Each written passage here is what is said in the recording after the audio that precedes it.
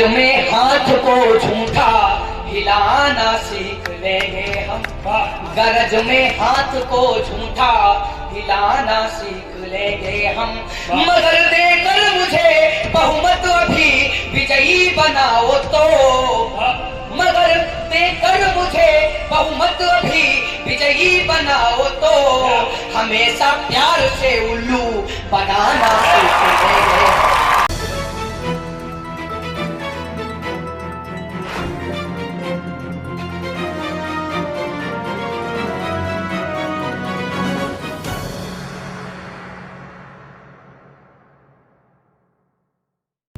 नमस्कार, भारत ग्रामीण न्यूज़ में आपका स्वागत है।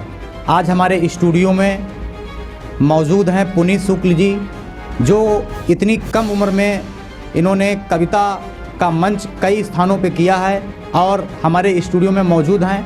आइए इनसे जानकारी लेते हैं कि इतनी कम उम्र में इन्होंने कैसे क्या किया। जी पुनीत जी बताइए। नमस्कार, प्रणाम, आदाब, सत श्री अकाल, गुड आफ्टरनून। पहले तो मैं सभी को प्रणाम करता हूँ और बहुत बहुत धन्यवाद देता हूँ भारत ग्रामीण न्यूज़ का, जो कि उन्होंने आज मुझे यहाँ पर आमंत्रित किया है। मैं बहुत आभारी हूँ आदरणीय गौरव पाल जी का, इन्होंने मुझे आज यहाँ पर आमंत्रित किया है। आपका बहुत ही अच्छा प्रश्न है, कैसे यहाँ तक मैं आया हूँ। क्या एक संघर्ष नाम की कोई चीज़ होती है जो कि हर किसी के जीवन में आती है। हमारे इतिहास के जितने भी कवि हुए हैं सभी को संघर्षों से गुजरना पड़ा है, चाहे वो पत्रकार हो या कवि हो, सभी को किसी न किसी संघर्ष से गुजरना पड़ता है। आदरणीय तुलसीदास जी को देख लीजिए, उन्होंने भी कई संघर्षों का निवारण किया है, कई संघर्षों से उनको भी गुजरना पड़ा है। प्यार के संसार में तुलसी यहाँ तक खो गए, लाश को नौका समझकर पार सरिता हो गए, डूबते गिरते किसी विध से बड़ी बरसात में, जा लगे रत्नावली के पास आधी रात में। उन्हें प्रेम का कीड़ा लगा था, वो प्रेम उनका साकार नहीं था। उसके बाद में जब उनको प्रेम हुआ भगवान श्री रामचंद्र जी से, वो प्रेम साकार था। उसी साकार प्रेम के द्वारा आज हम लोग उनको पढ़ते हैं, आज हम लोग उनकी पुस्तकें पढ़ रहे हैं, उनकी पूजा कर रहे हैं। ऐसी पुस्तक उन्होंने लिखी जिनको हम अपने घर के मंदिर में स्थान देते हैं। इससे बड़ा कवियों के लिए कोई गौरव नहीं हो सकता है, हमारे भारत के लिए कोई गौरव नहीं हो सकता है। और मेरा कोई इतना बड़ा प्रोसेस नहीं रहा है मेरे पीछे का। मैं एक जिला हरदोई के छोटे से गांव कछेलिया से आता हूं। मैं अभी कह सकता हूं डेट ऑफ बर्थ मेरी 2004 है, 15/8/2004। और मैंने जो अपनी 8th क्लास तक की पढ़ाई है अपने गांव में ही की है। उसके बाद में मैं पाली में पब्लिक शिक्षा निकेतन में 9th क्लास तक, 10th क्लास मैंने वहीं से किया है। वहाँ पर छोटे छोटे कई कवि सम्मेलन हुआ करते थे क्लास लेवल के, जो कि कॉलेजों में अक्सर प्रोग्राम में हुआ करते हैं। तब मैं कविता नहीं लिखा करता था। पहली कविता मैंने डॉक्टर कुमार विश्वास जी की अपने कॉलेज में सुनाई थी जब मैं 7-8 वर्ष का रहा हूँगा। उसके बाद में मुझे कविता से रुचि होने लगी, मुझे बड़ा प्रेम था कविता से। और आज ये है कि मुझे 1 क्लास से लेकर के आज मैं SS कॉलेज में स्नातक फर्स्ट ईयर का छात्र हूँ। मुझे सारी कविताएं याद हैं। ये कविता से लगाव है, ये मेरा कविता से प्रेम है। तो पहली कविता मैंने कह सकता हूँ कि पब्लिक शिक्षा निकेतन में ही लिखी है और वहीं पर मैंने पहली कविता कवि सम्मेलन में सुनाई थी और वहाँ पर मुझे कवि सम्मेलन का संचालक बना दिया गया। पहली कविता मेरी थी, मैं 4 पंक्तियाँ सुनाना चाहता हूँ आपके चैनल के माध्यम से। वो कविता क्या थी? मैं जिस माहौल को, अपने आसपास के जिस माहौल को देखता था उसी माहौल को लिखने का प्रयास करता था। हालांकि मुझे छंदों का ज्ञान नहीं था, मुझे मात्रा भार और मात्रा पतन का ज्ञान तब नहीं था। उसके बाद में मुझे मात्रा भार और मात्रा पतन का ज्ञान मुझे आदरणीय वीरेश सिंह परमार जी ने सिखाया है। मेरे बहुत ही प्रिय गुरुजी हैं, उन्होंने ही मुझे कविता से जोड़ा है। पहले मैं कुछ टूटी फूटी पंक्तियाँ लिखा करता था।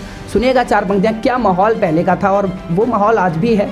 अगर मेरी कविता, जो मेरी सबसे पहली कविता है, आपके दिल को छू जाए तो आप चैनल को कृपया सब्सक्राइब करें और लाइक भी करें। और एक प्रश्न मैं लास्ट में बताने वाला हूं, इसके लिए पूरा वीडियो आपको लास्ट तक देखना है। वो क्वेश्चन क्या है आप लोगों से, उसका आंसर अगर मिला हमें, बहुत ही मैं अपने आप को सौभाग्यशाली समझूंगा।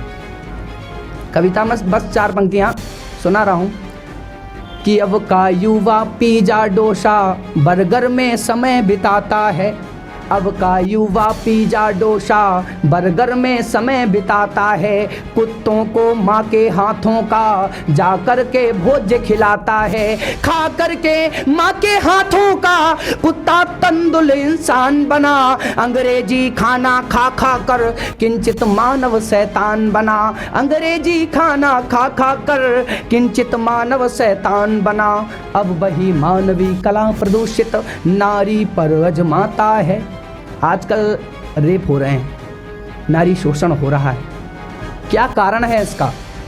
कि अब वही मानवी कला प्रदूषित नारी पर अजमाता है। जबरन नारी का शोषण कर निज को इंसान बताता है। सारी करतूतें देख हृदय जब थक्कर चकनाचूर हुआ, ए मानव कुत्ते से बदतर तब कहने को मजबूर हुआ। ए मानव कुत्ते से बदतर तब कहने को मजबूर हुआ। लैला मजनू को देख प्रेम रूपी झूले में झूल गए। आज फिल्में देख रहे हैं, कॉलेजों में भी ये चल रहा है। मैंने अक्सर जिया है ये समय, एक क्षण मैंने देखा है। तब मैंने लिखा कि लैला मजनू को देख प्रेम रूपी झूले में झूल गए। राम कृष्ण बलराम लखन के आचरणों को भूल गए। बेटे से पिता झगड़ता है, नर से ही नर की टक्कर है। कह रहा खुली भाषा में हूँ सब अंग्रेजी का चक्कर है। कह रहा खुली भाषा में हूँ सब अंग्रेजी का चक्कर है। मैं ये नहीं कह रहा हूँ कि अंग्रेजी भाषा खराब है, अंग्रेजी का चक्कर तो है। अगर हिंदी हमारी मातृभाषा है तो अंग्रेजी भी कहीं की मातृभाषा है। अगर हम हिंदी को माँ मानते हैं तो अंग्रेजी को भी कोई माँ मानता होगा। मतलब ये है, भाषा कोई बुरी नहीं है, भाषा कोई भी बुरी नहीं है, सबको ही सम्मान मिले। भाषा कोई भी बुरी नहीं है, सबको ही सम्मान मिले। पर हिंदी भाषा को अपना अलग एक स्थान मिले। पर हिंदी भाषा को अपना अलग एक स्थान मिले। मैं ये नहीं कहता हूँ कि भाषा अंग्रेजी बेकार है, मैं ये नहीं कहता हूँ कि हिंदी से बेकार है या हिंदी उससे अच्छी है। मैं ये कहता हूँ कि अगर हम दूसरों की माँ के सम्मान के चक्कर में अपनी माँ का सम्मान खो देते हैं, ये हमारे लिए बहुत नाइंसाफ़ी की बात है, बहुत हमारे लिए शर्मिंदगी की बात है। यही मैं आपके चैनल से कहना चाहता हूँ कि अगर हिंदी को पढ़ रहे हैं, आजकल का माहौल यही है कि हम हिंदी से ज़्यादा इंग्लिश को महत्व देते हैं। अगर मैं यहाँ पे इंग्लिश में स्पीच दे रहा होता, जिसको इंग्लिश का एक वर्ड भी नहीं मालूम है वो भी इसकी प्रशंसा करता। ये क्या है? हमारा हिंदुओं का देश है, मुस्लिमों का देश है, सिखों का देश है। भाषाएं सभी को आपस में जोड़ने का कार्य करती हैं, चाहे वो उर्दू हो, पंजाबी हो, मराठी हो, गुजराती हो, हिंदी हो, इंग्लिश हो। लेकिन अगर हम अपनी हिंदी माँ के चक्कर में या इंग्लिश माँ के चक्कर में हिंदी का सम्मान खो देते हैं। किसी ने लिखा है कि अंग्रेज बेचारे चले गए देकर भारत को आज़ादी, पर तू अब तक क्यों नहीं गई है परदादा की परदादी। और जिस समय तुम्हारे जाने का मैं सुखद संदेशा पाऊंगा, सच कहता हूँ इंग्लिश माता में घी के दिए जलाऊंगा। सच कहता हूँ इंग्लिश माता में घी के दिए जलाऊंगा। इसका मतलब ये नहीं है कि हम इंग्लिश को भगाना चाहते हैं। इसका मतलब ये है कि दूसरों की माँ के चक्कर में अपनी माँ का सम्मान खो रहे हैं, उसे बचाना चाहते हैं। संगच्छदम संबंधम संभो मनासि जानताम देवा भावे यथा पूर्वे सज्जनानाम उपासते कुर्वन्ने वेह कर्माणि जिजि विशेक्षतम समा यवम तो नान्य थोप्य से न कर्म लिप्यते नरे मधुमन्ये निष्क्रमणम मधुमन्ये परायणम वाचा वादामि मधुमधुभूषायां मधुसदृशा आचारा लभते आयुचारा लंभते श्रियत आचारात कीर्तिमानोपि पुरुष प्रेत चेह। आज नववर्ष है, मैं सभी को नववर्ष की ढेर सारी शुभकामनाएं देता हूं। और हमारे परमादरणीय गुरुदेव की एक पंक्ति है, ये नववर्ष भी अंग्रेज़ों से ही प्रारंभ हुआ। मेरा नियम है, आज मैंने किसी को नववर्ष की कोई भी बधाई नहीं दी। हैप्पी न्यू ईयर कहना ये अंग्रेज़ों के कार्य थे, ये उनका नववर्ष पूर्वज जिनके बंदर कहलाते। आदरणीय रामधारी सिंह दिनकर जी को पढ़िए, उन्होंने क्या लिखा है। नववर्ष का मतलब क्या है? नववर्ष पे, नए वर्ष पे नए तरह से जीवन की शुरुआत करो। छोड़ लोभ लालच मदमाया, मानवता की बात करो। मानवता की बात करने का समय है और नए वर्ष पर नए तरीके से अपने जीवन का प्रारंभ करिए। तो आपने अभी जो बताया ये पहली कविता थी या आखिरी है? जी इसको मैं पहली नहीं कह सकता हूँ और न ही आखिरी कह सकता हूँ, क्योंकि कविताएं पहली कविता कही जा सकती है, अंतिम कविता का कोई तोड़ नहीं है। कहाँ पे अंतिम कविता हो जाए मुझे भी नहीं पता है।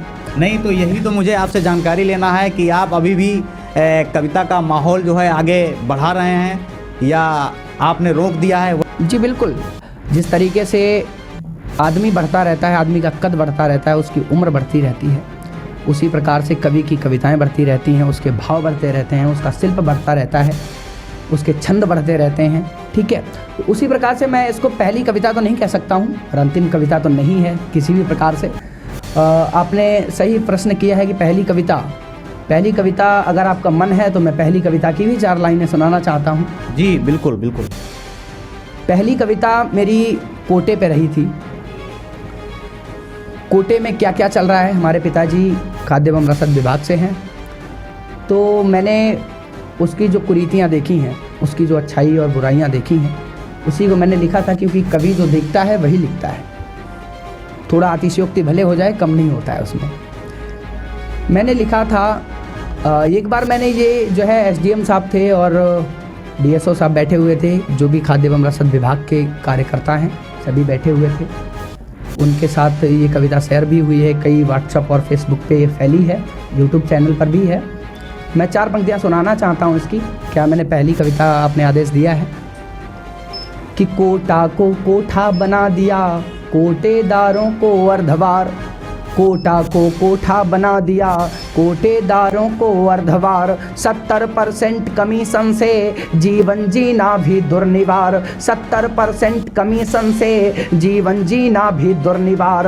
हम बड़े अकिंचित फंसे हुए दुविधा में चित्त फंसाए हैं, जितने तो पैदा किए नहीं उतने आधार लगाए हैं, जितने तो पैदा किए नहीं उतने आधार लगाए। परमानेंटली आधार मंगवाए जाते हैं।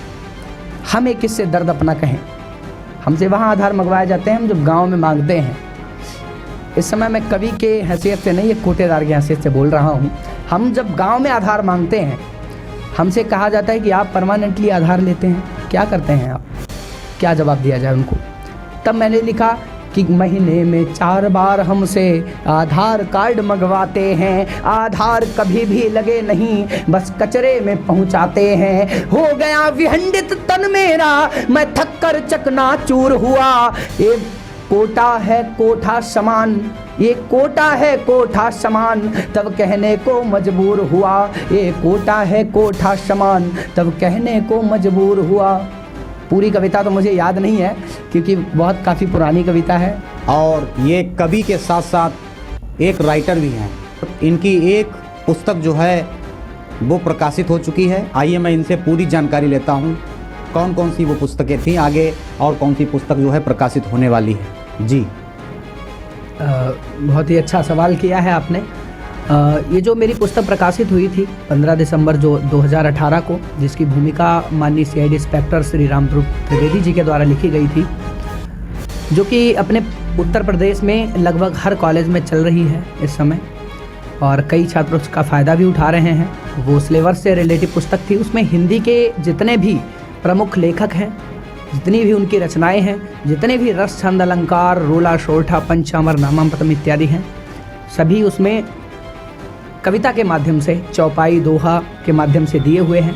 जिस तरीके से तुलसीदास जी ने रामचरितमानस में 7 कांड लिखे हैं, जिसमें बालकांड, अयोध्याकांड इत्यादि हैं, उसी प्रकार से मैंने केवल 1 कांड की एक पुस्तक लिखी है जिसका नाम हिंदी कांड दिया गया। उसमें सारा जो भी उसमें लिखा हुआ है, उसमें मेरी कविता कोई नहीं है, उसमें जो भी है सब कोर्स से रिलेटिव है। और अगली जो पुस्तक मेरी प्रकाशित हुई है वो प्रकाशन में है, जिसका विमोचन दिल्ली में या लखनऊ में होने वाला है। उसके बारे में भी कंफर्म नहीं हो सकता है, मुख्यमंत्री जी के द्वारा विमोचन होना है उसका।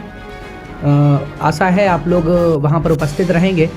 और मैं बहुत बहुत धन्यवाद करता हूँ इस चैनल का, जो कि अपना महत्वपूर्ण समय मेरे लिए निकाला है। और पुनीत शुक्ल जी, बहुत बहुत धन्यवाद। हमारे चैनल पर आपने जो है अपनी कविता के माध्यम से हमारे दर्शकों को जो समाज का दर्द है या समाज की कोई भी कुरीतियाँ हैं और जो बात चल रही है इस दुनिया में, वो आपने अपने कविता के माध्यम से हमारे दर्शकों को बताया है। बहुत बहुत धन्यवाद।